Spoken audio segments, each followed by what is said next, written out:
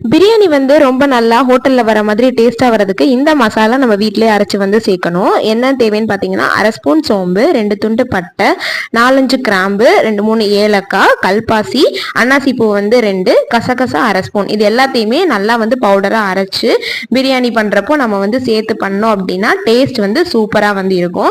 சீரக சம்பா அரிசியில சிக்கன் பிரியாணி குலையாம எப்படி பண்றதுனோ, எவ்வளோ அளவு தண்ணி வந்து ஊற்றணும், அதுக்கப்புறம் எத்தனை விசில் வந்து விடணும், குக்கர்லேயே நம்ம வந்து எப்படி இந்த சீரக சம்பா சிக்கன் பிரியாணிக்கு தம் போடுறது எல்லாமே நான் வந்து ஃபுல் வீடியோவில் கிளியராக வந்து எக்ஸ்பிளைன் பண்ணியிருக்கேன். அந்த வீடியோவோட லிங்க் இந்த வீடியோக்கு கீழே கிளிக்கபிள் லிங்க்ல வந்து கொடுக்குறேன். கண்டிப்பாக இந்த மாதிரி வந்து ட்ரை பண்ணீங்க அப்படின்னா பிரியாணி வந்து அடிப்பிடிக்காம நல்லா உதிரி உதிரியாக நல்லா கலர்ஃபுல்லாக நல்ல வாசனையோட ரொம்பவே வந்து டேஸ்ட்டாக வந்து இருக்கும். ட்ரை பண்ணி பாருங்க. ஃபுல் வீடியோ வந்துட்டு கீழே லிங்க்ல இருக்கு, கண்டிப்பாக செக் பண்ணி பாருங்க. இன்னொரு வீடியோவில் பார்க்கலாம். பாய்.